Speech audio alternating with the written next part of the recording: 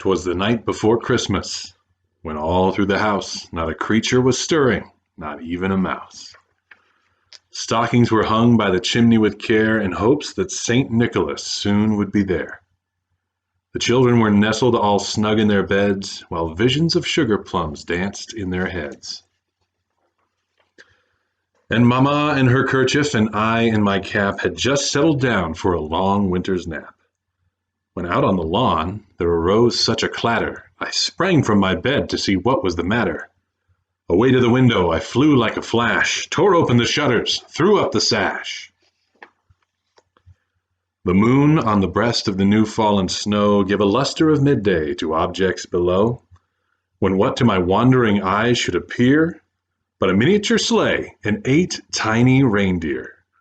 With a little old driver so lively and quick, I knew in a moment it must be St. Nick. More rapid than eagles, his coursers they came, and he whistled and shouted and called them by name.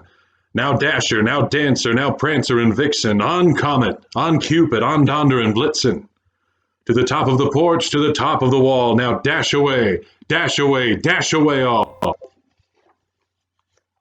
As dry leaves that before the wild hurricane fly, when they meet with an obstacle, mount to the sky, so up to the housetop the coursers they flew, with a sleigh full of toys, and St. Nicholas too. And then in a twinkle I heard on the roof the prancing and pawing of each little hoof. As I drew in my head and was turning around, down the chimney St. Nicholas came with a bound. He was dressed all in fur from his head to his foot, and his clothes were all tarnished with ashes and soot. A bundle of toys he had flung on his back, and he looked like a peddler just opening his pack. His eyes, how they twinkled, his dimples, how merry. His cheeks were like roses, his nose like a cherry. His droll little mouth was drawn up like a bow, and the beard on his chin was as white as the snow. The stump of a pipe he held tight in his teeth, and the smoke, it encircled his head like a wreath. He had a broad face and a little round belly that shook when he laughed like a bowl full of jelly. He was chubby and plump, a right jolly old elf, and I laughed when I saw him in spite of myself. A wink of his eye and a twist of his head soon gave me to know I had nothing to dread.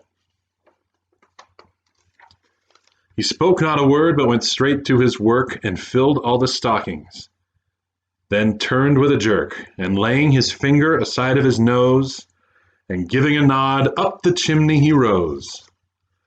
He sprang to his sleigh, to his team gave a whistle, and away they all flew like the down on a thistle.